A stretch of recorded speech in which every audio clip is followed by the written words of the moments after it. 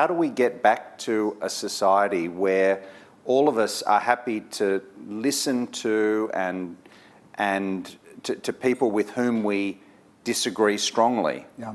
How do we get back to that that kind of society? Because that, it seems to me, that's the best path to getting to the best outcomes for society. Yeah, we're in a different kind of era right now, and we are in an era, at least in the United States, I don't want to talk about other places that I don't know, but in the United States, we are in a place where we are increasingly pulling away from each other, right?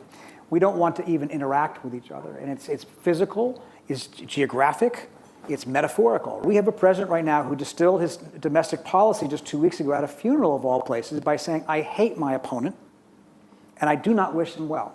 I hate my opponent, I do not wish them well, at a funeral for Charlie Kirk, who of course was assassinated, which is the ultimate manifestation of our angry culture right now. And that's so different than what our tradition is in America. Every president I've covered going back to Clinton, and even before, at least gave lip service to the idea that they had a responsibility to try to bring the country together.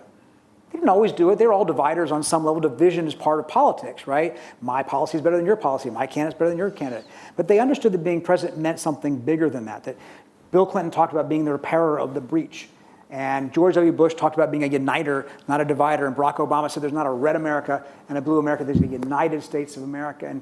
And Joe Biden said, let's end this uncivil war.